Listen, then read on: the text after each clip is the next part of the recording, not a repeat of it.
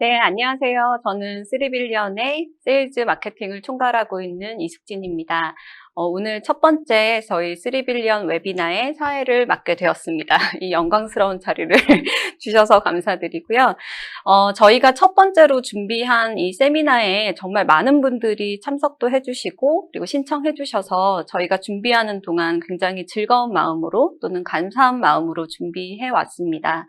그래서 여러 가지 것들을 만만의 준비를 거쳤다라고 생각하고 있지만 사실 진행 과정에 다소 좀 매끄럽지 않은 부분이 있더라도 너그럽게 이해해 주시면 좋을 것 같습니다. 그래서 저희 오늘 세미나는 두 연자분의 발표가 이어서 진행이 되고요. 그 다음에 주셨던 질문들을 다 같이 모아서 Q&A를 갖는 시간으로 구성하도록 하겠습니다. 대략 1시간에서 1시간 반 정도 저희가 예상하고 진행하도록 하겠습니다. 중간중간에 연자분들의 발표가 끝나면 질문해주고 싶으신 내용들은 댓글로 남겨주시면 마지막 세션에 다루도록 하겠습니다. 자, 그러면 첫 번째 저희 연자분들을 소개하겠습니다. 저희 첫 번째 연자분은 이혜인 박사님이십니다. 최근까지 미국 UCLA에서 10년 동안 미국에서의 희귀질환 환자들의 진단을 경험해 오셨고 그 경험을 바탕으로 쓰리빌리언에 합류하셔서 국내의 진단뿐만 아니라 저희의 진단력을 높여주실 계정에 계십니다. 그래서 오늘은 미국에서 실제 경험하셨던 사례를 중심으로 유전체 분석이라는 것들이 희귀질환에 어떻게 중요하게 쓰이고 어떤 의미를 가지는지에 대해서 소개해 주실 예정입니다. 자, 그러면 첫 번째 연자분을 모셔보도록 하겠습니다. 네, 감사합니다. 귀한 저녁 시간 이렇게 와주셔서 감사하고요. 지금 소개 받았다시피 저는 쓰리빌리언 합류한 지 얼마 안 되었는데 오자마자 또 이런 자리에 참여하게 되어서 정말 뜻깊게 생각합니다. 저의 발표 개요를 먼저 말씀드리겠습니다. 오늘 다양한 분야에서 많은 분들이 오셨다고 알고 있어서 간략히 유전체 분석에 대한 배경과 용어 설명을 먼저 하고 그리고 이제 제가 아직 쓰리빌리언에 와서 분석한 케이스들은 피드백 받은 케이스들이 없어서 UCLA에서 했던 케이스들 중에 학회나 논문에서 발표했던 케이스를 소개를 시켜드리면서 유전체 분석이 어떻게 희귀 질환의 진단에 쓰이는지 말씀을 드리고 마지막으로 유전체 분석의 진단율과 분석 후에도 이제 진단을 받지 못한 환자에게는 어떤 옵션들이 있는지 그리고 앞으로 유전체 분석이 임상에서 어떻게 쓰일지에 대한 전망에 대해서 이야기를 해볼까 합니다. 현재 유전학, 유전체학, 생명과학 분야에 계시지 않으신 분들도 중고등학교 때 분자생물학의 센트럴 도그마에 대해서 배우신 기억이 어렴풋이 나실 거라고 생각합니다. DNA가 RNA가 되고 RNA가 이제 단백질로 만들어지는 것인데 현재 유전체 분석이라고 하면 보통 DNA를 분석하는 것을 뜻합니다. 이 3빌리언 베이스 페어로 이루어진 홀 지놈을 하나하나 다 읽어주는 것을 이제 홀 지놈 시퀀싱이라고 하고 프로테인을 만드는 부분만 모아서 읽는 것을 엑솜 시퀀싱이라고 합니다. 그래서 엑솜은 지놈의 사실 1% 정도밖에 되지는 않지만 아직까지 이제 알려진 대부분의 질병 변이들이 이 안에 있고 분석도 가장 직관적이어서 현재 임상에서 가장 보편적으로 쓰이고 있는 유전체 진단 분석은 엑솜 시퀀싱입니다. 그리고 이제 최근에는 홀 지놈 시퀀싱과 함께 트랜스크립톰 시퀀싱 혹은 RNA 시퀀싱이라는 분석법이 이제 함께 쓰이면 진단율을 높여준다는 여러 보고가 나오고 있어서 끝에 가서 제가 짧은 사례를 하나 소개시켜 드리려고 합니다. 그래서 이렇게 유전체 분석이 발달하고 보편화되는 이유를 몇 가지 추려봤는데요. 먼저 일단 테크놀로지가 어베일러블해졌고 점점 발달하고 있습니다. 물론 생화 시퀀싱이라고 실험실에 계시는 분들은 많이 익숙하실 텐데 아직도 많이 쓰이고 있고 골드 스탠다드로 불리고 있는데 생화 시퀀싱은 아주 작은 특정 부분을 한 번에 하나씩 읽고 분석하는 것인 반면 차세대 염기서열 분석이라고 불리는 NGS라는 방법은 유전체 전체를 작은 조각으로 자른 후에 한꺼번에 다 읽고 읽힌 조각들을 다시 맞춰서 유전체를 조합하는 방법입니다. 이렇게 기술이 발달하면서 당연히 한 베이스 페어 읽는 비용도 획기적으로 내려갔고 계속 내려가고 있습니다. 이제 10년 전에 이제 NGS가 나와서 보편화되기 시작했을 때 이미 획기적으로 많이 내려갔는데 요즘은 유전체 전체를 읽는데 1,000불, 100만 원 정도 들지 않고 실험 자체는 3일 아니면 끝납니다. 그리고 이제 마지막으로 제가 생각한 이유는 가장 중요한 이유가 될 수 있는데 필요가 있기 때문이라고 생각합니다. 일단 엑솜 시퀀싱이 보편화되면서 왼쪽 그래프를 보시면 좀 작아서 잘 안 보이실 수도 있는데 이 빨강색 여기 끝 오른쪽 그래프의 오른쪽 끝에 스파이크가 올라가는 것을 보실 수 있을 텐데 엑솜 시퀀싱이 보편화되면서 유전자 발굴, 더 정확히 말하면 어떤 유전자가 어떤 질병을 일으키는지에 대한 정보가 급격히 늘어났고 지금도 계속 늘고 있습니다. 그리고 이 연구로만 쓰이던 기술이 임상 테스트로 쓰이기 시작하면서 진단율과 진단 속도도 증가했고 계속 또 증가하고 있습니다. 그래서 그동안 진단을 받지 못하던 수년간 진단을 받지 못하던 환자들도 이 기술 도입으로 진단 방랑을 끝낸 케이스들도 많습니다. 그리고 맞춤형 의학의 시대가 오고 있다 이런 말들을 많이 들어보셨을 텐데 사실 희귀병은 희귀하다는 속성 때문에 이미 오래전부터 사실 맞춤형 의학을 해왔다고 볼 수 있습니다. 변이가 발생한 유전자를 알고 그거에 맞추어서 치료를 하고 매니지먼트를 하는 것이 곧 맞춤형 의학이고 유전자를 찾는 것이 가능해지고 점점 더 쉬워지면서 맞춤형 의학도 보편화되고 있다고 봅니다.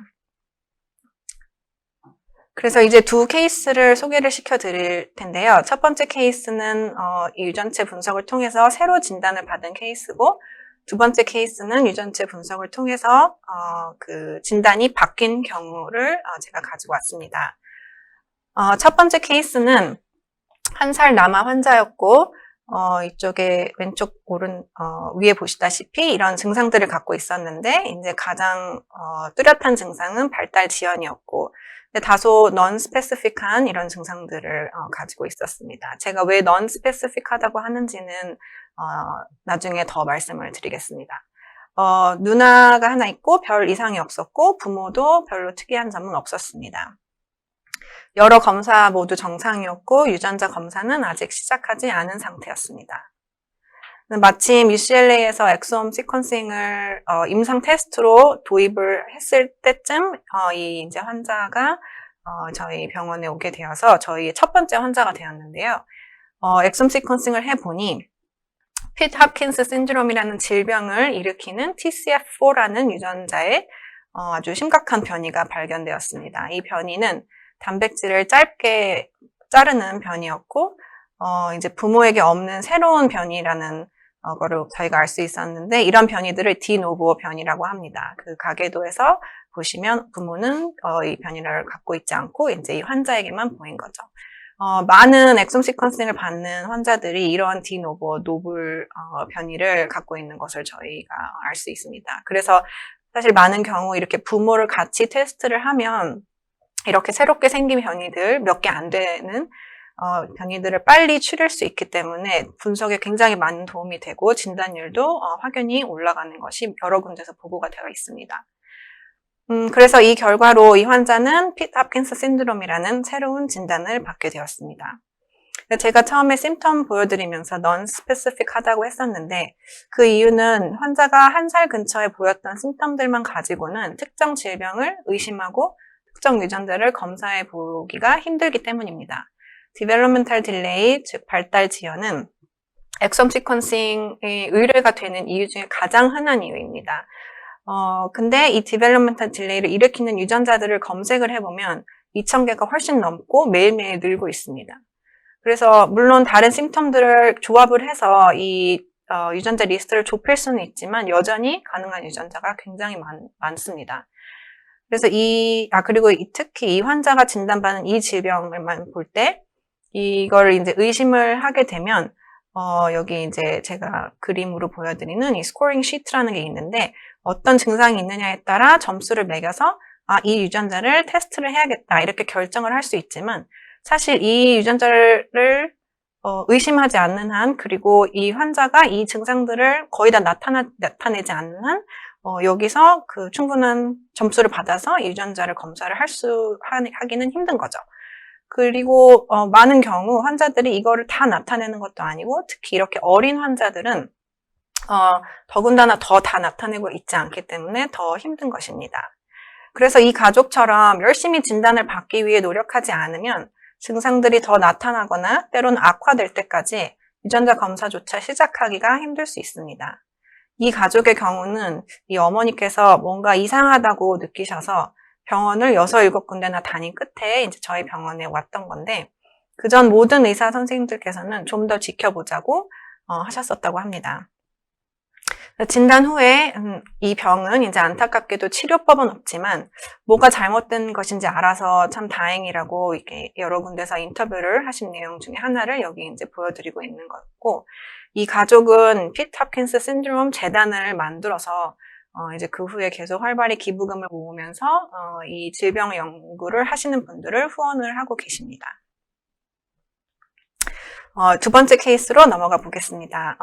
이 케이스는 유전자 진단을 받고 진단이 바뀐 경우였습니다. 18살 여자 환자였고 마찬가지로 가족력은 없었습니다. 이 환자는 이제 근육이 약한 증상이 주 증상이었고 특이한 루게릭병으로 진단을 이미 받은 상태였습니다. 특이했던 이유는 발병이 너무 일찍 되었고 진행 속도가 다른 사람들보다 훨씬 느려서 좀 이상하다 이렇게 생각되어지고 있었는데, 그때 이제 저희 테스트가 시작이 되면서 신경과 선생님께서 엑솜을 의뢰를 하신 케이스였습니다. 그래서 루게릭 병으로 진단을 이미 받았었기 때문에 루게릭 병을 일으킨다고 그 당시 알려져 있던 유전자들, 여기 제가 리스트를 놨는데요. 유전자들을 좀 더 자세히 봐달라고 의뢰를 하셨었습니다.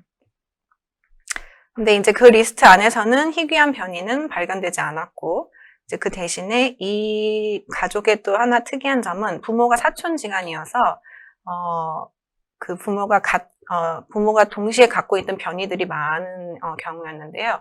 그래서 이럴 경우 그 자녀한테서는 호모자이거스, 그러니까 엄마한테서 받은 유전자, 아빠한테서 받은 유전자가 같은 변이를 갖고 있는 그런 변이들이 많습니다. 그런 변이들을 보다 보니 AAAS라는 유전자의 첫 케이스와 마찬가지로 단백질을 짧게 만드는 변이가 발견되었습니다. 이 유전자는 이미 질병 유전자로 알려져 있는 유전자였는데 트리플 A 신드롬이라는 질병을 일으키는 유전자였습니다. 다음 장에서 보여드리겠지만 이렇게 알고 보면 이 유전자가 정말 환자의 증상을 잘 설명할 수 있구나 이렇게 아실 수 있을 겁니다. 그래서 이 환자는 8년간 루게릭 병의 진단을 받고 살다가 이 검사 후에 굉장히 드라마틱하게 트리플 AS라는 진단으로 진단이 바뀌게 되었습니다.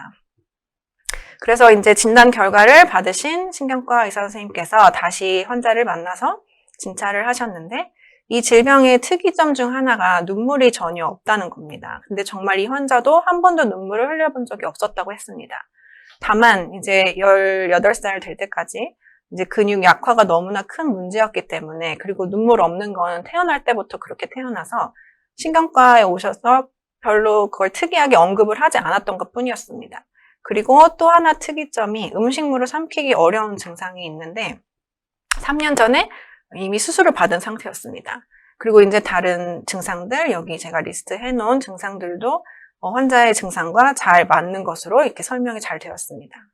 그리고 이 경우는 첫 경우와는 다르게 완전 치유는 아니지만 어느 정도 근육 약화에 대한 증상은 완화시킬 수 있는 방법이 있어서 이제 그 치료를 시작한 것으로 저희가 피드백을 받았습니다. 그리고 목 넘김이 어려운 것도 이제 수술로서 어느 정도 해결이 된 상태였습니다. 그래서 정리하자면 이 환자는 검사를 통해서 진단이 아주 확연히 바뀌었고 이 유전자에 맞는 치료를 받을 수 있게 되었습니다. 그래서 이 두 케이스를 보시면서 유전체 진단이 어떻게 쓰이는지 이렇게 느낌이 좀 오셨을지 모르겠는데요. 이런 케이스들이 지난 10년간 정말 많이 진단이 되었고 논문이나 이런 데이터베이스에 많이 보고가 되고 있습니다. 그래서 이제 진단율을 좀 말씀을 드리면 이제 여기 제가 보여드리는 숫자는 주로 큰 랩들 기준으로 뽑은 숫자들인데, 이제 큰 랩들을 기준으로 뽑은 이유는 이런 큰 랩들은 그 들어오는 샘플들의 바이어스가 선택을 할 수 없으니까 바이어스가 적기 때문에 좀 더 일반적인 숫자라고 생각을 해서 이렇게 큰 랩들의 숫자들을 뽑았고, 근데 아주 신기하게도 일관되게 25에서 30% 정도로 보고가 되고 있습니다. 그리고 이게 연도가 지나면서 막 바뀌는 게 아니라 굉장히 일관되고, 물론 나이나 질병 종류에 따라 진단율이 조금씩 다르기도 하고, 이제 좀 소아 환자로 내려가면 50% 정도까지 올라가기도 합니다. 그리고 이제 이 파이에서 노란색 파이는 또 25% 정도가 되는데, 이 분들은 진단 가능성이 있는 보고를 받게 되는 경우들입니다. 그래서 크게 어떤 경우들이냐면, 증상이 딱 맞지는 않은데 좀 더 자세히 이제 두 번째 케이스처럼 다시 이 유전자를 토대로 증상을 좀 더 보면 맞지 않을까 해서 이제 보고를 드리는 경우들이 있고, 또 한 큰 경우는 리세시브 디지즈, 그러니까 두 카피가 다 망가져야 되는데 이제 엑솜으로는 하나밖에 찾지 못한 케이스들이 있어서 다른 변이 하나를 더 찾으면 이게 딱 맞을 수 있는 그런 경우들이 있습니다. 그리고 이제 한 가지 더 덧붙이자면, 이제 엑솜 시퀀싱을 하면서 또 하나 크게 변한 것이 무엇이냐면, 전에는 질병 유전자를 찾을 때 이제 증상이 비슷한 환자들을 모아서 그들에게 있는 공통된 변이를 공통된 유전자를 찾는 식으로 이제 스터디를 많이 했었다면, 엑솜을 하면서는 바이어스 없이 전체 유전자를 한꺼번에 보기 때문에 증상이 조금씩 달라도 일단 같은 유전자의 변이가 있다면 그들은 같은 질병을 갖고 있는 경우로 분류가 되는 경우가 많습니다. 그래서 가면 갈수록 이 증상들의 스펙트럼이 늘어나기 때문에 이제 그 질병의 그 어떤 증상들을 우리가 더 다양하게 이제 볼 수 있는 거죠. 그래서 이런 유전자를 찾은 것 같을 때 다시 돌아가서 증상을 확인하는 것도 굉장히 중요합니다.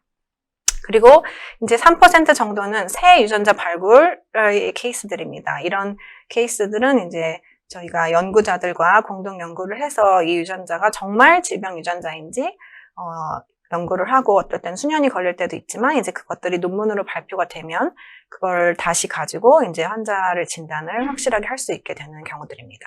그리고 이제 마지막으로 한 50% 정도는 변이가 발견되지 않아서 네거티브로 보고가 나갑니다.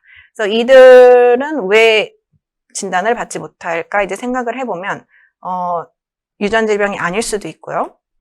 그리고 아직 유전자가 발굴이 되지 않아서 몰라서 이제 진단을 못하는 경우도 있고, 그리고 이제 또 마지막 큰 경우는 이 엑솜이라는 시퀀싱이 유전체 분석하는 획기적인 방법이긴 하지만 여기도 리미테이션이 있기 때문에 더 좋은 테스트가 필요한 경우가 있습니다. 그래서 이 예로 짧게 설명을 드리면, 저희 환자 중에 3살짜리 또 이제 디벨롭멘탈 딜레이 등등의 증상이 있는 환자였는데, 엑솜으로 변이를 하나를 찾았습니다. 근데 이 유전자도 이제 리세시브 진이라 2개가 다 망가져야 하는 그런 유전자였습니다. 그래서 근데 이제 환자는 이제 연구 스터디에 참여를 하게 됨으로써 홀 지놈 시퀀싱을 받을 수 있었습니다. 홀 지놈으로 받는데도 사실 그렇게 뚜렷하게 진단이 나오지 않은 상태였는데, 때마침 또 RNA-seq을 홀 지놈과 함께 분석을 할 수 있는 기회가 생겨서 했더니, 두 번째 변이는 이 같은 진에 엑손 밖에 딥 인트로닉 리전에 100베이스 정도의 딜리션이 있었는데, 그 딜리션으로 인해서 트랜스크립트가 완전히 망가지는 것을 저희가 RNA-seq로 봤습니다. 그래서 이 환자는 이제 이 SLC25A46라는 유전자로 진단을 받게 되었습니다. 그래서 이렇게 테크놀로지가 점점 좋아지면서 그 전에 발견하지 못했던 유전자들, 분석하지 못했던 변이들을 분석을 할 수 있게 된 것입니다. 진단율로 다시 돌아가서 조금 더 자세히 보면, 이 그림은 이제 복잡한 소아 희귀병 환자들에게 주로 쓰이는 진단 과정이긴 하지만 이 숫자들은 다른 질병에도 잘 적용됩니다. 주로 마이크로레이가 먼저 테스트되고 진단율은 한 10% 정도 됩니다. 그리고 여기서 네거티브면 엑솜이 가능하면 엑솜을 하지만 엑솜이 가능하지 않은 곳에서는 뭐 테스트가 멈출 수도 있고, 아니면 싱글진이나 패널이 먼저 테스트 되는 경우도 많습니다. 그래서 exome을 하게 되면 한 25에서 30% 정도가 진단이 되고, exome이 네거티브일 경우 몇 년 후에 이제 데이터는 있으니까 재분석을 해서 보면 한 10% 정도가 올라간다고 이제 보고가 되어 있습니다. 근데 이 재분석은 사실 유전자 발굴 때문에 후에 진단이 되는 경우가 많기 때문에 뭐 수년이 걸릴 수도 있고 짧은 경우는 정말 한 2, 3주 안에 또 재분석을 하면 또 결과가 바뀌는 경우들도 있습니다. 그리고 이제 홀 지놈이 가능하다면 홀 지놈을 하면 한 7, 8% 정도 또 올라가고, 여기에 이제 트랜스크립톰을 더해서 인트로닉 베리언트나 뭐 시나노머스 베리언트 이런 것들을 분석을 할 수 있게 되면 거기서 또 15% 정도까지 또 진단율이 올라갑니다. 그래서 결국 다 합하면 한 50% 정도의 환자들이 확실한 진단을 받게 되는데, 뭐 50%는 이제 여전히 못 받는 거죠. 그래서 이 숫자가 여전히 적다고 느끼실 수도 있을 것 같아요. 근데 절대 그렇지 않고 이제 기술이 발달하고 유전자 발굴이 계속되면서 점점 더 많은 환자들이 분명 진단을 언젠가는 받을 거라고 확신합니다. 그래서 이제 결론을 말씀드리면, exome이 임상에서 쓰이기 시작한 지 이제 10년이 넘어가고 있지만 여전히 유전체 검사가 마지막 보루로 남아있는 경우가 많습니다. 그래서 아주 스페시픽한 질병들 아니면 유전 진단을 받는데 시간과 비용이 많이 들고 어떨 때는 유전자 진단을 받지 못하는 경우도 여전히 많습니다. 하지만 멀지 않은 미래에 이렇게 바뀔 수 있다고 생각합니다. 제가 뒤에 2개의 그림을 순서를 바꿨는데요. 유전체 분석이 첫 번째 혹은 아주 일찍 하는 테스트로 패러다임이 바뀌어서 정답을 알고 문제를 푸는 것처럼 변이가 생긴 유전자를 알고 그에 맞춰 더 효율적으로 다른 검사들을 하고 모니터를 하고 치료를 할 수 있게 되어서 환자와 가족, 의료진, 그리고 더 나아가서는 사회 전체에 도움이 될 수 있는 그런 시스템이 구축될 수 있다고 저희는 제안을 드리면서 제 발표는 여기서 마치도록 하겠습니다. 아주 간단히 저희 이제 환자들, 가족들, 그리고 같이 일했던 의사 선생님들께 감사 말씀드리고, 저희 지도 교수님 넬슨 박사님과 그다음에 이제 저희 이제 새로운 동료들 3빌리언 식구들에게 특별히 감사의 말씀을 드립니다. 감사합니다. 네, 이혜인 박사님 발표 감사드립니다. 박사님 말씀처럼 희귀질환이 워낙 증상도 다양하고 그리고 증상이 계속 진행되는 경우들이 많기 때문에 홀 지놈이나 홀 엑솜이 아직까지 모든 것의 정답을 가져오기는 어렵지만 지금보다는 좀 한 단계 발전돼서 마지막 보루가 아니라 첫 번째 퍼스트 라인으로 자리 잡을 수 있으면 굉장히 큰 도움이 될 수 있겠다라는 것을 볼 수 있었던 시간이었습니다. 네, 그 발표를 들으시면서 궁금하셨던 부분들은 채팅창으로 남겨주시면 저희가 대답 드리도록 하겠습니다. 자, 그러면 2번째 연자분을 소개드리도록 하겠습니다. 자, 서고은 박사님은 아산병원에서 소아과 전문의로 활동을 하셨고요. 국내 환아들을 직접 경험하고 많은 케이스들을 보아오시다가 저희 3빌리언으로 합류해 주셔서 지금까지 그 3빌리언의 진단을 총괄해서 책임지고 이끌어가고 계시는 분입니다. 오늘은 그 3빌리언이 지금까지 어떠한 방식으로 진단을 해오고 어떤 기술들을 발전해 왔는지 그 저희의 이야기를 소개해 주시도록 하겠습니다. 서건 박사님 발표 부탁드립니다. 네, 소개 감사합니다.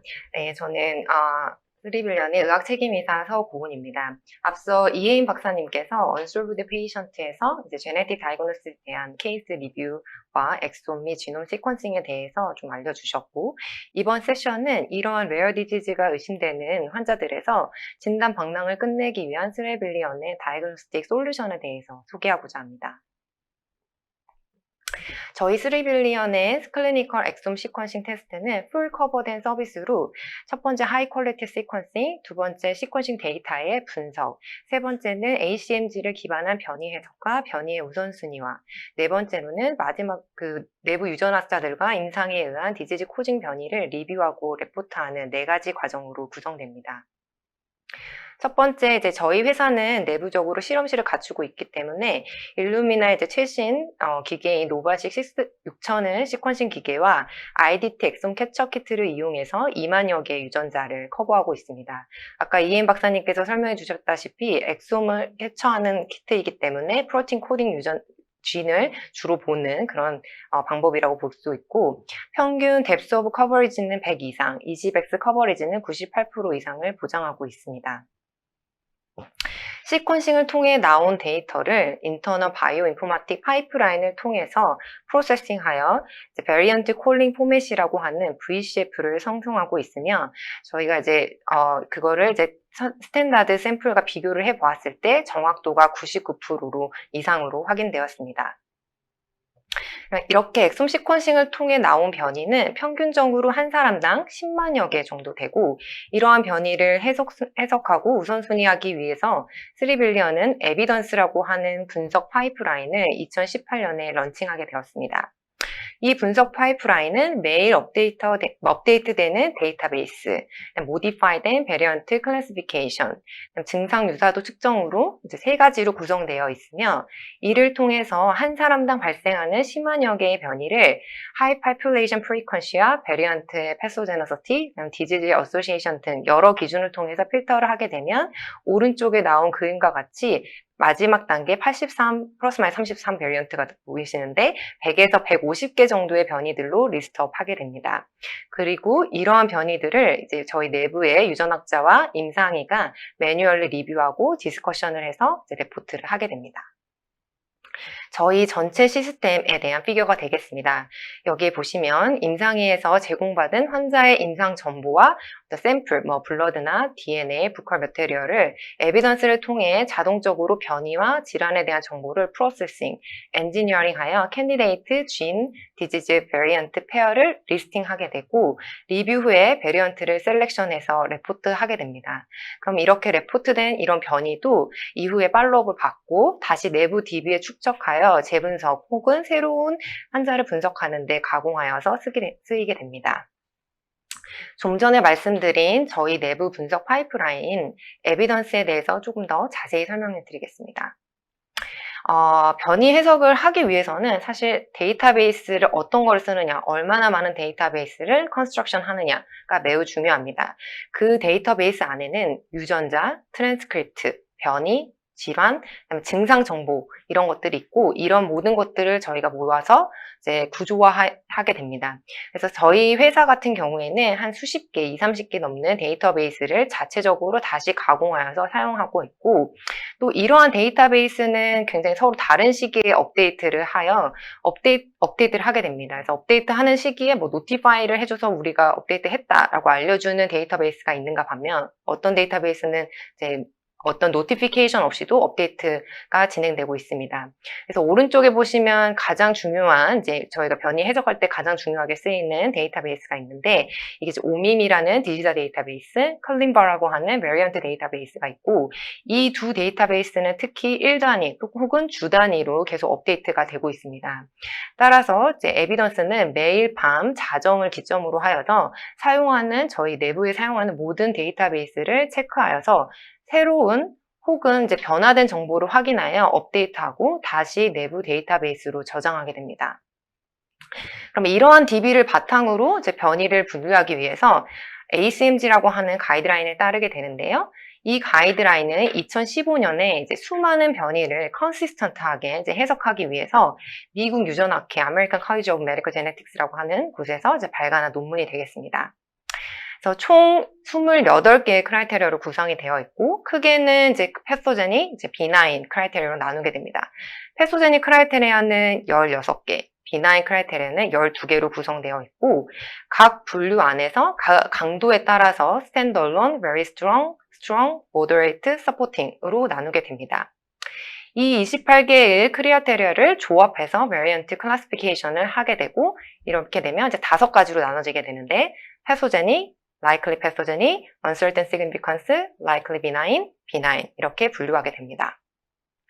이 28개의 크라이테리아를 약간의 특성에 따라서 좀 분류를 하게 되면 population frequency 크라이테리아, variant type 또는 location에 대한 크라이테리아, 케이스 레벨 데이터에 대한 것, 그다음에 functional 혹은 prediction 데이터, 그리고 이제 repeatable source는 이전에 보고되었는지에 대한 여부, 이렇게 5가지로 나눠지게 되고, 이 중 케이스 레벨 데이터를 제외한 18개의 크라이테리아는 대개는 이제 데이터베이스나 어떤 툴을 가지고 자동화할 수가 있기 때문에 그렇게 사용을 하고 있고, 남은 케이스 레벨 데이터 10가지의 경우에는 사실 이제 문헌을 통해서 패밀리 세그리게이션이 어떻게 됐는지, 그다음에 페노타입이 정말 일치하는지, 여러 가족에서 어펙티드 된 환자에게서 이 변이가 확인되었는지 등 매뉴얼리 체크를 해야 되는 항목들이 필요합니다. 그래서 이런 매뉴얼 체크를 한 이후에 저희 내부 DB로 오토메이션을 진행하게 되었습니다.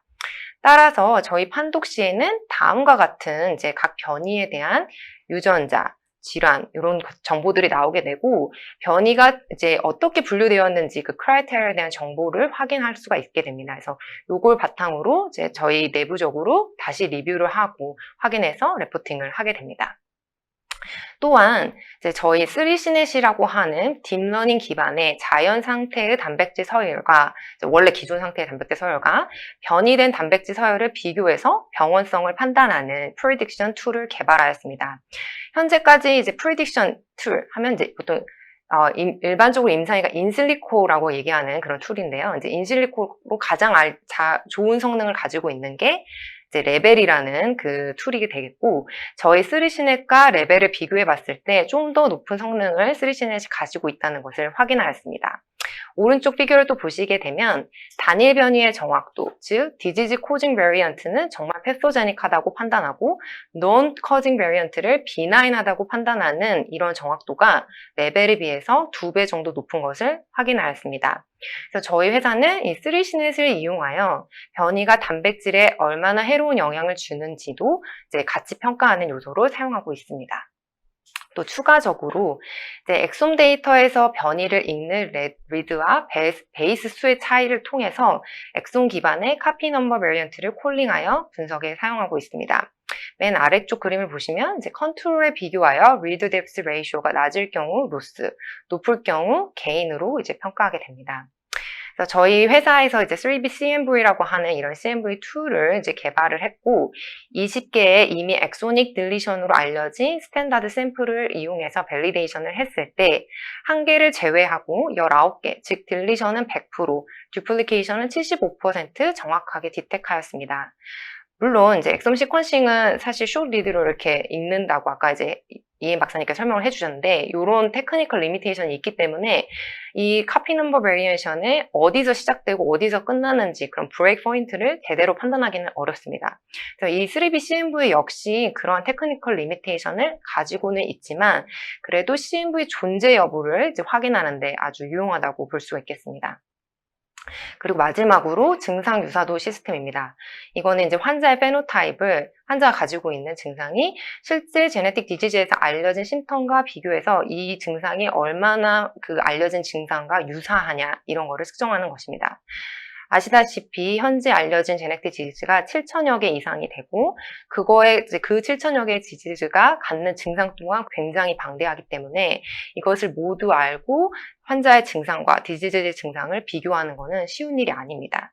그래서 저희가 이런 증상 유사도의 시스템으로 그런 계산을 통해서 증상 유사도가 높은지 낮은지를 평가할 수가 있습니다. 0에서 10점으로 점수 수치가 계산이 되면 수치가 높을수록 증상이 매우 유사하다라고 이제 의미하게 됩니다. 그래서 저희 내부적으로 이런 수천 개의 질환에서 환자의 증상과 유사한 질환들을 이제 내부의 이제 데이터에서 리스팅하는 데 유용한 지표로 사용되고 있고요. 이 아래 그림을 보시면 내부 데이터 분석 결과도 유사도가 5점 이상일 경우에 환자의 증상이 질환과 highly specific하게 매치되어서 진단이 유의하게 잘 되고 있는 것을 이제 확인해 볼 수 있습니다. 그렇지만 실제로는 증상이 3점인 부분에서도 이제 진단이 이르게 되는데, 이 경우에는 사실 rare genetic disease라는 게 알려진 바가 적기 때문에 생각보다 문헌에 비해서 문헌에 있는 증상보다 환자들에게 나타난 증상이 더 많을 수 있음을 시사하고, 그래서 저희도 판독 시에는 좀 더 넓은 범위로 증상 유사도의 계산을 이용하고 있습니다. 저희 에비던스 이 시스템을 검증하기 위해서 2018년부터 2020년에 아산병원 유전학센터를 내원한 유전성 질환이 의심되는 환자 330명을 대상으로 파일럿 스터디를 시행하였습니다. 이 환자군은 대개는 60에서 70%가 이제 pediatric patient가 되겠고, 뭐 꼭 디벨로먼탈 딜레이가 있는 것뿐만 아니라 멀티플 어노말리 등 굉장히 제네티컬리 헤테로제스한 환자들을 대상으로 하였습니다. 총 진단율은 42.7%로 현재까지 알려진 엑솜 시퀀신의 진단율에 뒤지지 않는 결과를 내었고, 아까 보통 25에서 30% 정도 나온 거에 비하면 높은 수치인 이유는 아마 소아 환자의 비율이 높았던 거가 이제 기여했을 확률이 높겠습니다. 이후로도 저희는 이제 20여 개가 넘는 퍼블리케이션들을 레포트하면서 에비던스의 신뢰도를 확보하고 개선해 나가고 있습니다. 이 많은 논문들은 저희 홈페이지를 가시면 확인해 보실 수 있겠습니다. 다음으로는 저희 회사의 자동 재분석 시스템을 소개하고자 합니다. 홀엑솜 시퀀싱의 진단율은 현재까지 평균 디지즈의 특성이나 그 그룹에 따라 좀 다르겠지만 평균 30에서 50% 정도로 알려져 있고, 결국에는 반 이상이 진단이 되지 않은 채로 남아 있습니다. 그러면 이렇게 환자가 하프 50%의 환자가 왜 진단이 되지 않느냐를 보면, 희귀 질환은 이제 임상적, 유전학적 다양성이 있고, 또 분석하는 데 한계가 있고, 질환이나 유전자에 대한 관련된 지식이 이제 부족하기 때문에 이제 이렇게 진단이 되지 않는다라고 생각하고 있습니다. 그러면 이렇게 추가적으로 진단을 하기 위해서는 다른 이제 실험적 분석들이 요구되는데, long read sequencing, transcriptome analysis, 프로테오믹스 등등이 요구되고, 이러한 것들은 비용이나 시간이 굉장히 많이 발생하게 됩니다. 이 중에 가장 접근이 쉽고 효율적이며 코스트가 적게 드는 방법은 기존에 가지고 있는 데이터를 재분석해서 사용하는 것입니다.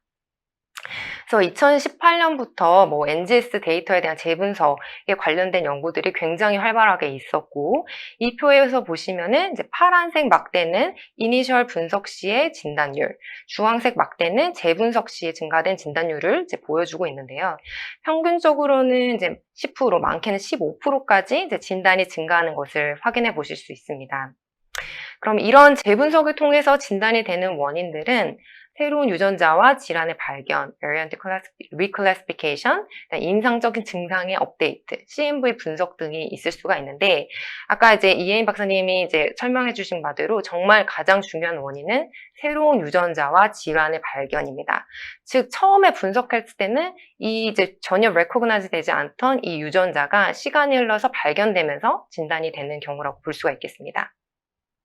그래서 이전 슬라이드에서 보셨듯이 이런 연구들은 다 1에서 3년 주기로 재분석을 시행하게 됩니다. 그러니까 첫 분석이 끝나고 한 1년 지나서 다시 재분석, 2년 지나서 재분석, 이런 식으로 진행된 연구인데, 저희 3빌리언은 이제 데이터의 구조 자체가 매일 업데이트되는 구조로 구성되어 있고, 실제로 유전자 질환의 디스커버리가 데일리 전 세계에서 이루어지고 있기 때문에 데일리 리어널시스 시스템을 2020년 6월에 런칭하게 되었습니다.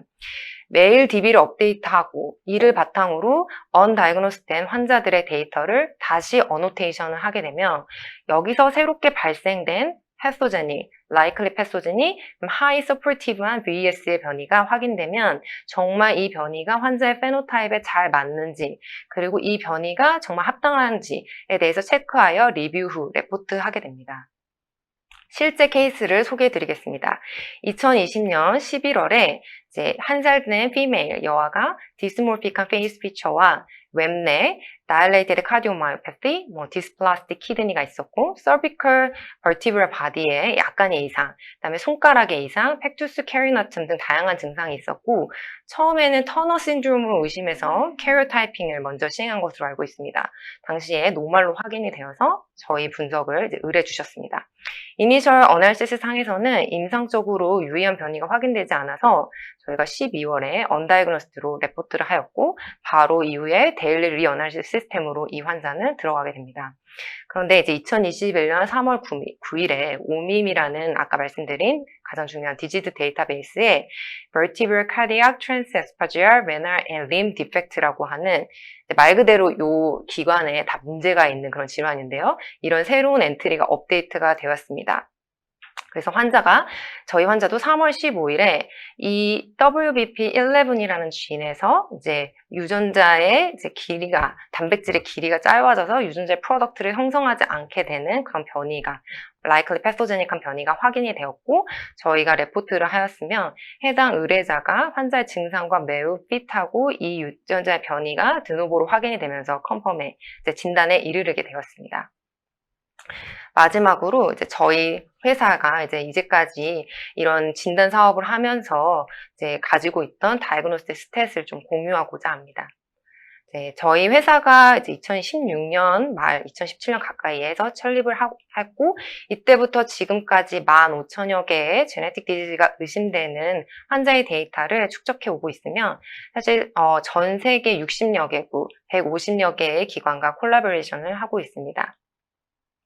전반적으로 진단율은 47%가량 되는데, 상대적으로 조금 높다고 느끼실 수 있는데, 여기에는 한 5% 정도의 하이 서포티브 VS가 이제 포함되어 있고, 또한 굉장히 피디아트리 페이션트의 비율이 80%가량으로 높기 때문에, 그것 때문에 진단율이 조금 높게 나타나고 있습니다.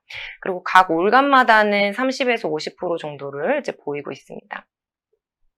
최근에 2018년부터 2021년 3월에 시행된 국가과제인 뉴로 디벨롭먼탈 딜레이를 보인 환자 1,083명을 대상으로 한 10개의 기관에서 라지 코홀트 스터디를 시행하였고, 지금까지 알려진 디지즈에서 39.2%의 진단율을 확인하였습니다.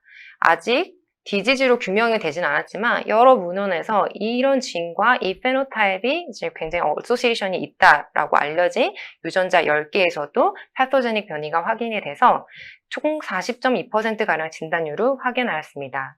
그리고 밑에 이제 5% 정도 VS를 가진 73명의 환자의 경우 확진을 위해서 추가 부모 검사 및 검진 등을 이제 기다리고 있는 상태입니다. 저희 3빌리언은 이제 이런 희귀질환 환자들을 더 빠르고 정확하게 진단하기 위해서 이러한 클리니컬 엑솜 시퀀싱 테스트를 이제 시행하고 있으며, 앞서 말씀드린 전 분석 라인을 거쳐서 4주에서 6주 이내에 결과를 이제 보내드리게 됩니다. 또한 진단이 되지 않는 환자들도 진단이 될 때까지 무료로 재분석을 진행하고 있습니다. 좀 더 발전되고 빠르고 정확한 기술을 통해서 진단되지 못한 환자들의 3빌리언 퀘스천에서 원 앤서에 이르기 위해, 즉 진단을 위해서 저희 3빌리언은 매일 최신 지견을 업데이트하고 분석하고 있습니다. 늦은 시간 동안 이제 경청해 주셔서 감사합니다. 네, 서고은 박사님 발표 감사드립니다. 굉장히 복잡한 여러 단계를 거쳐서 진행될 수 있는 진단의 과정을 잘 요약해서 설명해 주셨습니다. 그래서 사실 그동안 이 발표를 들으면 그동안 3빌리언이 얼마나 바쁘게 달려왔는지를 보실 수 있을 것 같습니다. 사실 아직까지는 뭐 어떤 것이 정답이다라고 얘기를 할 수 없고 나아가야 될 길들이 많긴 하지만 저희가 지금 가고자 하고 그리고 가고 있는 방향이라고 봐주시면 좋을 것 같습니다.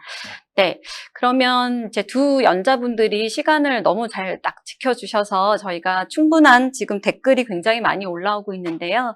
저희가 댓글로 주신 질문을 Q&A 시간을 갖기 위해서 잠시 자리 정돈하는 시간을 갖도록 하겠습니다.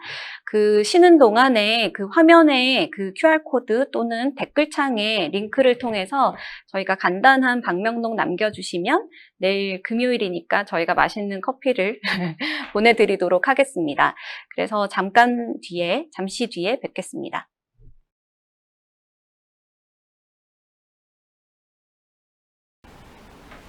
네, 잠시 그러면 분위기를 좀 바꿔봐서 Q&A 시간을 갖도록 하겠습니다. 저희가 사전에 질문도 받았었는데요. 대부분의 질문 주셨던 내용을 발표 자료에 담고자 했지만 거기에 미처 담지 못했던 내용부터 제가 질문을 먼저 드리는 걸로 시작하겠습니다.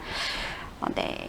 그래서 실제적으로 보게 되면은 그 신경과 질환 같은 경우에는 트리플 리핏 디지즈인 경우가 굉장히 많다라고 합니다. 홀엑손 같은 경우에는 이런 부분에 대한 극복이 어렵다라고 많이들 고민하시는데 어떻게 생각하시는지 이혜인 박사님이 먼저. 네, 일단 트리플 리핏 익스펜션이 뭔지 모르시는 분들을 위해서 간략히 설명을 드리면, 또 어떤 질병들은 그 이제 DNA 상의 특정 시퀀스들이 이렇게 복제가 막 되면서 이제 질병을 일으키는 그런 유전자들이 있습니다. 그래서 엑솜으로 이제 어렵다 이렇게 말씀을 하시는 이유, 그리고 실제로 그런 이유는 1번은 그런 익스펜션이 일어나는 부분들이 프로틴 코딩 엑선 안에 있지 않고 밖에 있는 경우들도 굉장히 많아서 아예 처음부터 캡처가 안 되는 부분들도 있고, 이제 두 번째는 제가 아까 말씀드렸다시피 저희가 짧은 작은 조각을 내서 이제 시퀀싱을 하기 때문에 그 익스펜드 된 것이 저희가 읽는 그 길이를 넘어가면 정확히 얼만큼 익스펜드 됐는지 알기가 어렵기 때문에 그게 힘든 건데요.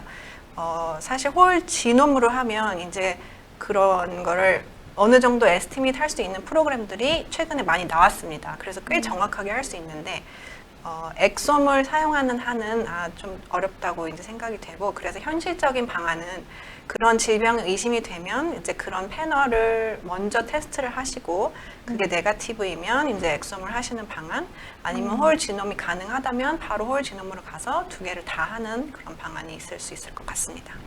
네. 그리고 사전 질문이랑 오늘도 실시간으로 남겨주신 질문 중에 아마 공통적인 이제 질문이신 것 같은데, 저희가 캔디데이트 변이를 유전체 정보를 가지고 추려내고, 그러나 아직까지 그 기존에 알려졌던 에비던스가 없는 경우에 이거를 코잘 베리언트라고 내기가 굉장히 어려운 부분들이 있을 것 같아요. 그 판단이 어려워서 그거를 어떤 방식으로 어디까지 저희는 고려하고 있고 생각하고 계신지를 서고은 박사님이. 네, 보통 한 번도 이전에 발견되지 않은 변이를 이제 노블 베리언트라고 보통 얘기를 하는데요. 이 변이를 이제 판단하기는 쉽지는 않습니다. 그렇지만 이미 노블 베리언트라고 하는 건 전 세계에 그 환자 혼자만 변이를 가지고 있기 때문에 이미 모더레이트 에비던스를 갖고 시작하는데요.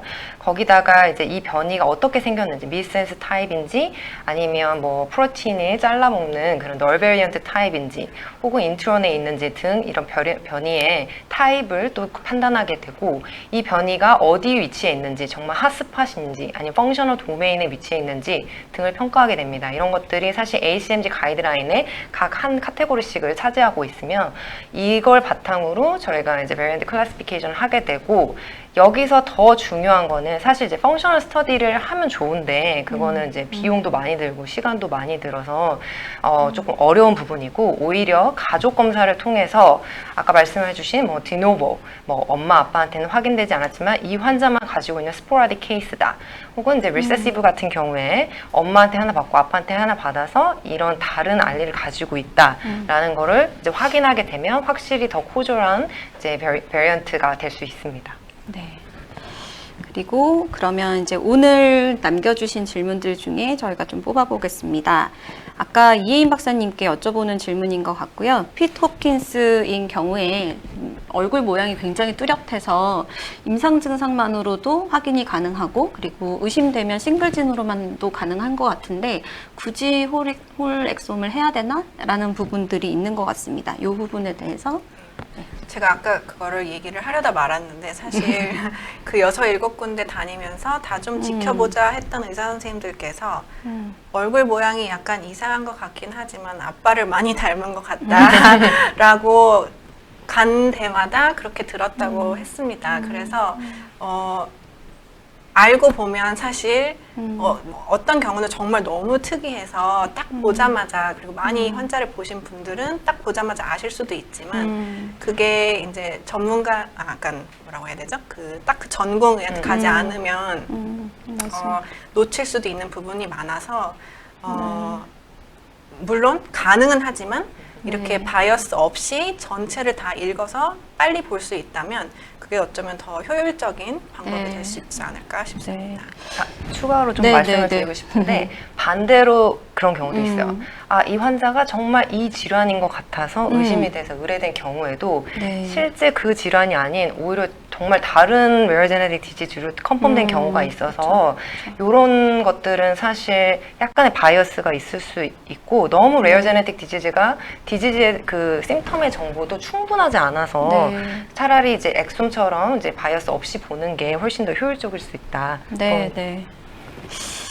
이어서 이제 질문해 주셨는데, 저희가 이제 어떤 서비스, 유전체 분석을 통해서 베리언트를 이제 전달을 해드리는데 이러한 것들을 실질적으로 진단을 내리는 과정에는 임상 전문가랑 임상 소견에 대한 의견 교환이 매우 중요하다.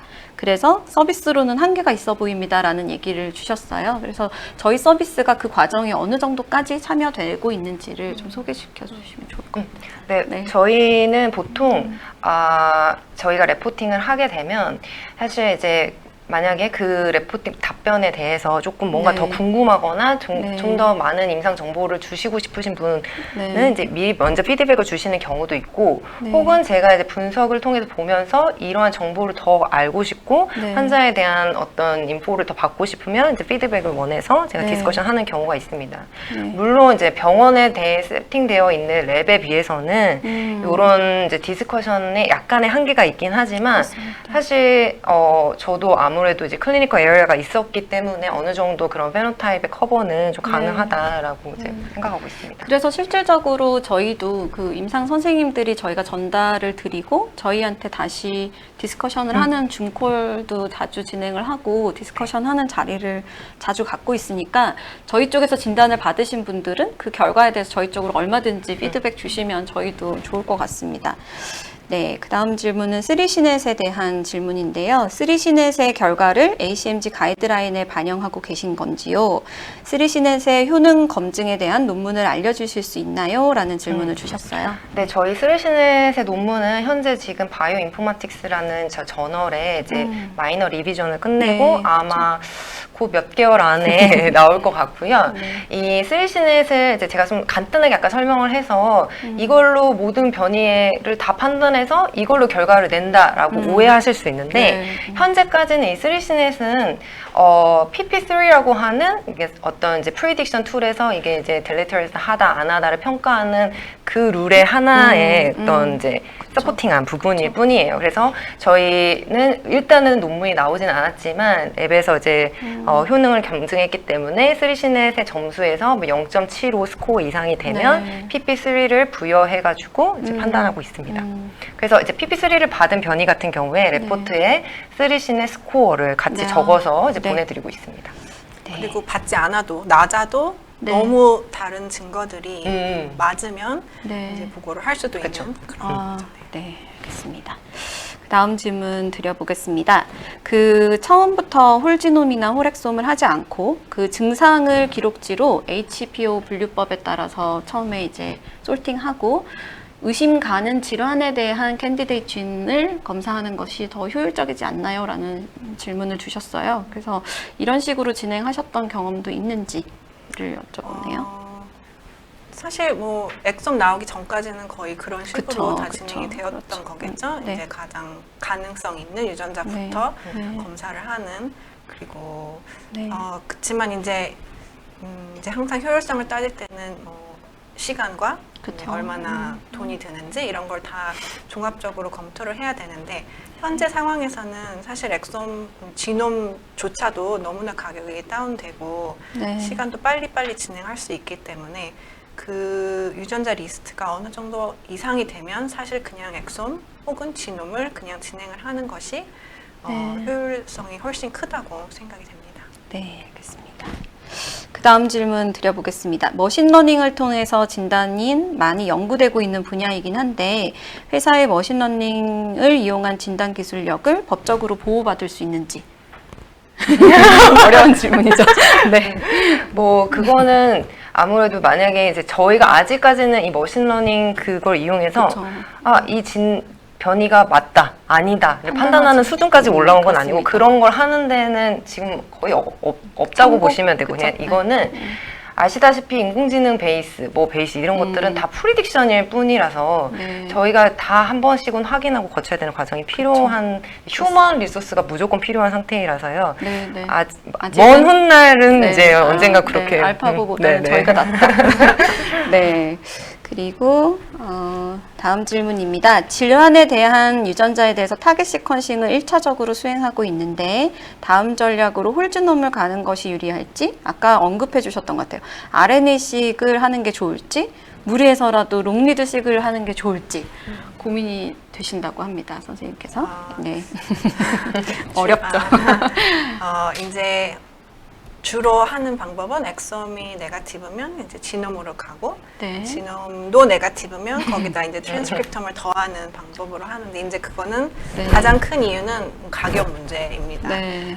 그리고 이제 트랜스크립톰 아까 시간이 없어서 설명을 못했지만 트랜스크립톰의 리밋은 모든 유전자가 모든 세포에서 발현이 되는 것이 아니기 때문에 그리고 저희가 원하는 조직을 다 취득할 수가 없기 때문에 그렇죠. 피나 뭐 피부 이렇게 접근이 쉬운 곳에서 발현이 되는 유전자들만 이제 검사를 할 수 있는 지금 현재는 그런 상태이기 때문에 네. 트랜스크립톰도 그런 리미테이션을 갖고 있고 네. 근데 이제 가장 컴프리헨시브한 테스트를 하기 위해서는 홀 지놈과 트랜스크립톰을 같이 해서 분석을 같이 하는 방법인데 이제 효율성을 따지면 네. 단계적으로 하는 네. 것이 네. 더 현실성이 있다고. 네, 아직은 근데 국내에는 트랜스크립톰을 가지고 진단을 하는 곳은 못 네, 봤는데 외국도 해외도 사실 그렇진 진단은 않죠. 아니고 이제 연구, 연구에서 한 후에 그러시죠. 뭔가 나오면 그거를 진단 네. 테스트로 다시 검증을 해서 리포트가 나가는 그죠. 식으로. 네. 아마 이제 RNA가 샘플 스토리지나 이런 그쵸. 것들 조금 안정성도 이슈가 있어가지고 떨어지고. 네. 그럴 것 같아요. 그럴 것 같습니다. 혹시 좀 가벼운 질문? 가벼운지 모르겠지만 한 환자에게 한 가지 질환이 아니라 여러 가지 질환이 디텍션 된 적도 있는지. 그런 저는 것도. 2개까지는 꽤 보셨어요? 봤습니다. 네. 네. 그렇다고 하면 그 증상이나 어떤 부위라고 하나요? 그 비슷한 경우가 많나요? 제가 봤던 경우 그렇게 많지는 않은데 확연히 다른 거라 네. 한 70%는 하나로 설명이 되고 나머지는 다른 유전자로 네, 설명되는. 네. 네. 네. 그 다음 질문 빠르게 드려보겠습니다. 인델, 저희가 현재 제공하는 파이프라인 자체는 ACMG 가이드라인을 따르는 거라서 다른 후발주자가 바로 따라잡을 수 있을 것 같은데요. 3빌리언만의 강점이 뭔지. 네. ACMG 가이드라인이 정말 임상 유전학자, 뭐 베리언트 사이언티스트한테는 바이블이라고 볼 수 있을 정도로 그냥 그 크라이테리아가 나와 있는데 네. 처음 읽어보시면 되게 자세하게 잘 쓰여져 있다. 네. 그럼 이거를 어떻게 시스템하게 적용하려고 생각을 하면 어떻게 구조를 짜야 되는지가 되게 그러니까 뭔가 굉장히 아비추어리한 가이드라인이라고 볼 수가 네. 있어요. 그래서 이거를 어떻게 판단하느냐, 네. 이 베이스 페어를 어디까지 볼 것인가, 네. 어떤 데이터베이스를 쓸 것인가, 어떤 유전자 리스트를 여기 안에 그쵸. 포함할 것인가에 따라서 음. 베리언트 클래시피케이션이 굉장히 다르고 네. 최근에도 이런 여러 세 개의 랩들을 다 비교해 봤을 때도 그 베리언트 클래시피케이션의 컨시스턴스가 높지 네. 않은 걸로 되어 있어요. 한 7, 네. 80%.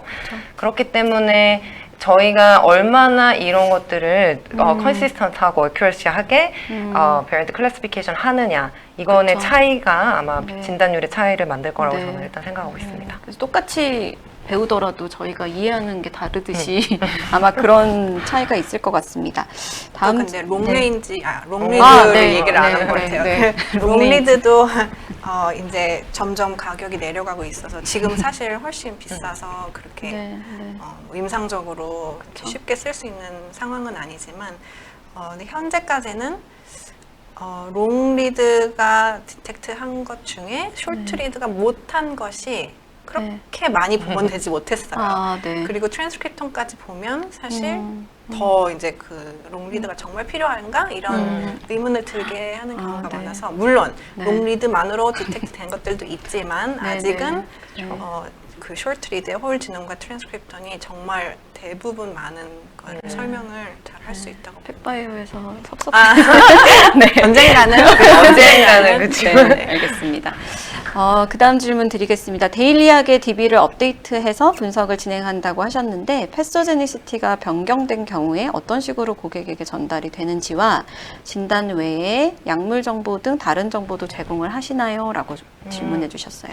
저희는 일단 재분석에 들어가는 환자들은 납바운드 환자와 VS로 네. 보고된 환자 그렇죠.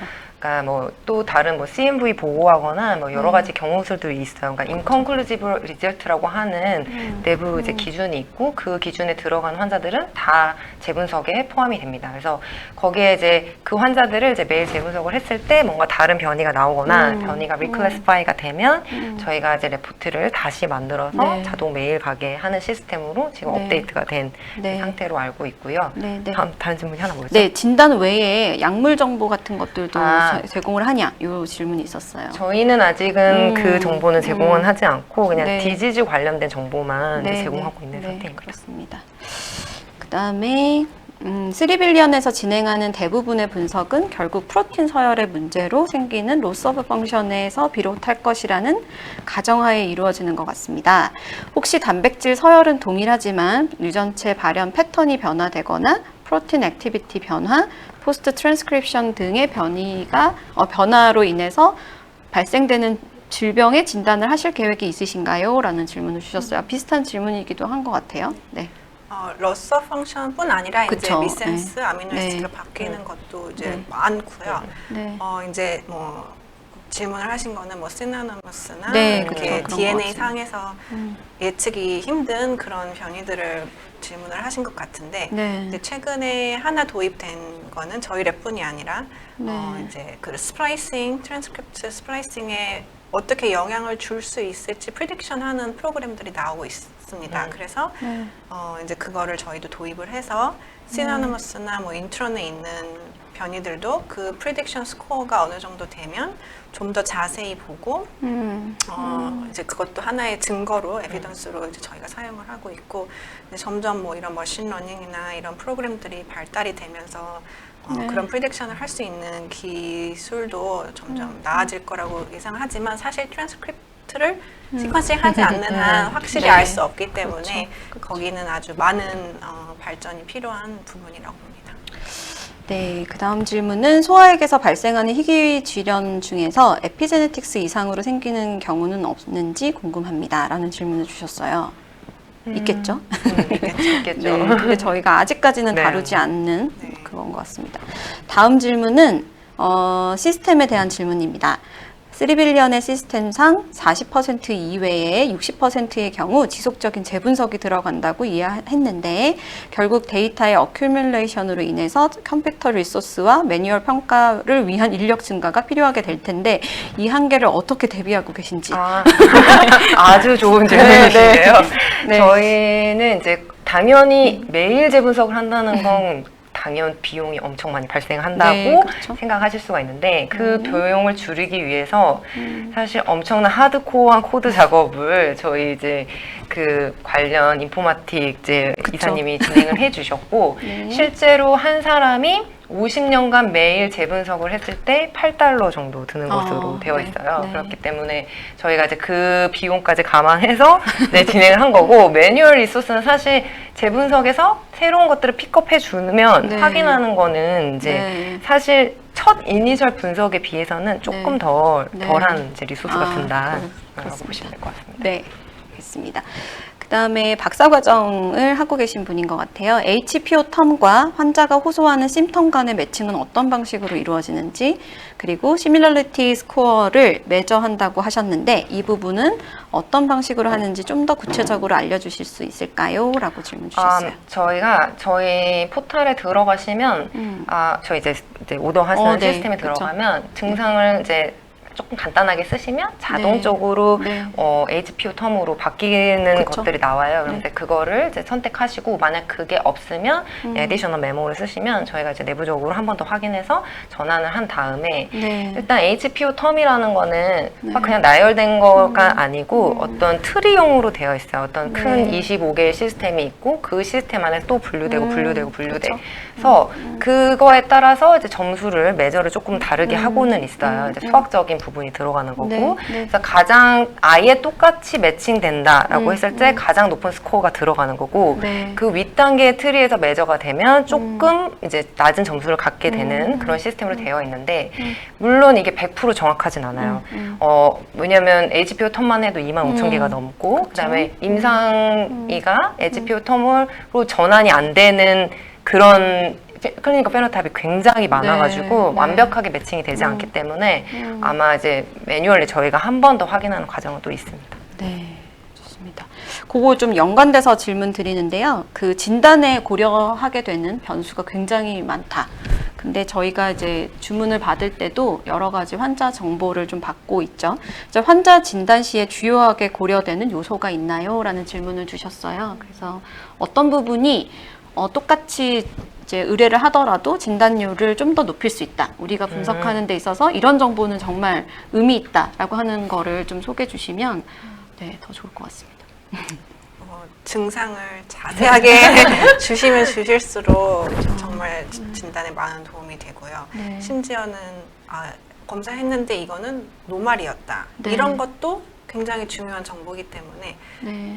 나타나는 증상뿐 아니라 네거티브로 정상이었던? 나온 그런 테스트의 정보까지 주시면 훨씬 네. 분석하는 데 도움이 많이 네. 될 것 네. 같습니다. 네. 한 예를 들자면 네네. 저희가 어떤 발달 지연과 뭐 다른 여러 가지 아노말리 같은 것들을 주셨는데 그때 당시엔 신드롬 디소더가 계속 이제 없었어요. 그 네. 카테고리 계속 그거에 맞는 증상이 너무 없었는데 뭔가 크로닉 다이아리아를 일으키는 이제 호모잘거스 변이가 있었어요. 근데 환자 증상이 설명이 안 돼요. 왜냐면 환자한테 설사가 있다는 얘기가 전혀 없었거든요. 네. 그래서 다시 문의를 해서 이 네. 변이가 너무 패소제닉한데 네. 혹시 이런 증상이 없었냐 했더니 있었는데 그거를 이제 넣지 않았었다 이렇게 언급을 주셨거든요. 네. 그래서 네.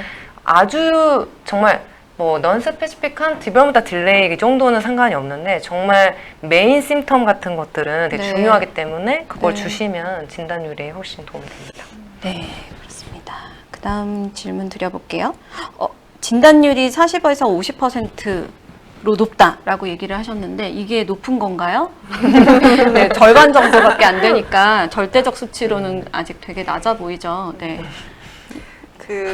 이게 뭐 싱글 진 테스트의 뭐 진단율하고 직접적으로 비교할 수도 그쵸. 없고 네. 왜냐하면 그런 싱글 진 테스트가 의뢰되는 경우는 거의 너무 심통이 맞아서 이제 네, 그걸 확정 한 경우이기 각오로. 때문에 네, 네. 그래서 비교하기가 쉽지는 않은데 이제 마이크로레이 같은 게 좀 유전체 분석의 약간 초기 테스트였죠. 전체를 네. 보는 거니까. 네. 이제 그게 한 10% 약간 안 될 때도 있고. 네. 그래서 엑솜이 나오면서 그동안 뭐 정말 뭐 17년, 18년 못 봤던 환자들이 많이 받았고 그래서 네. 그런 걸 이제 종합적으로 보고 이제 의사 선생님들의 감 이런 네. 거를 볼 때 50%도 사실 굉장히 높은 거로 저희는 네. 그렇게 알겠습니다. 인식을 하고 있습니다. 알겠습니다. 네, 근데 이제 희귀질환이 7,000개에서 뭐 요즘에는 8,000개까지도 있다라고 하는데 사실은 그 중에서 이제 유전자에 의한 변이가, 그러니까 어떤 질병이 전부는 아닐 수 있고요. 80% 정도 된다고 얘기하는데 그 중에서도 잘 알려진 것들은 어느 정도 되는지 실제 7,000개 중에서 유전자를 가지고 실질적으로 딱 링크가 되어 있는 질환들은 대략 어느 정도가 커버된다라고 할 수 있을까요? 한 4,000개, 5,000개 4,000개? 정도로 그쵸? 알려져 있어요. 네, 아직은 네네. 네, 그런 상태라고 돼 있고 그 다음에 되게 큰 질문을 주셨어요. 서고은 박사님 말씀해 주시면 좋을 것 같은데 지금의 3빌리언은 이제 희귀질환 환자들의 진단을 돕는 서비스를 하고 있죠. 근데 이 다음 저희의 출구 전략이 뭐냐라고 하셨는데 출구라는 말보다는 저희가 어디로 향해서 궁극적으로 나아가려고 하는지 저희의 비전 좀 소개해 주시면 좋을 것 같아요. 저희 회사가 이제 항상 내세우는 슬로건 End of Diagnosis Odyssey, 진단 방랑을 끝내겠다. 네. 그 말은 진단을 이루겠다는 얘기겠죠. 그렇죠. 환자가 진단을 받았어요. 그럼 나 무슨 질환을 받았으니까 끝. 이건 네. 절대 아니고 이 네. 환자는 다시 시작하는 거예요. 그 진단명을 가지고 재활치료 받아야 되지. 이 검사해야지, 그쵸. 저 검사해야지. 병원도 계속 다녀야 되고 그 가족이 겪는 그런 고통. 환자가 심지어 너무 심하게 아프면 병원 생활도 오래 해야 되고. 그래서 새로운 힘든 여정이 다시 시작되는 맞습니다. 거인데요.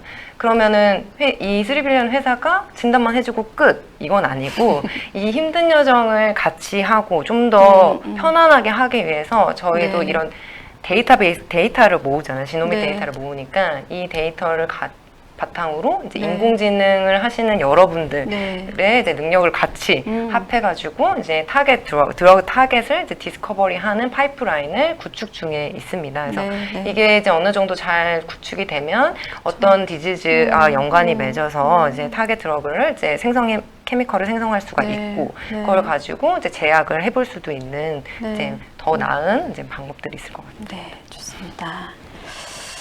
질문이 진짜 많은데 저희가 조금만 더 마지막으로 몇 가지만 더 해보겠습니다. 이런 질문들도 있어요. 이게 아직까지 이제 희귀질환들 중에서 치료약은 5%밖에 되지 않는다.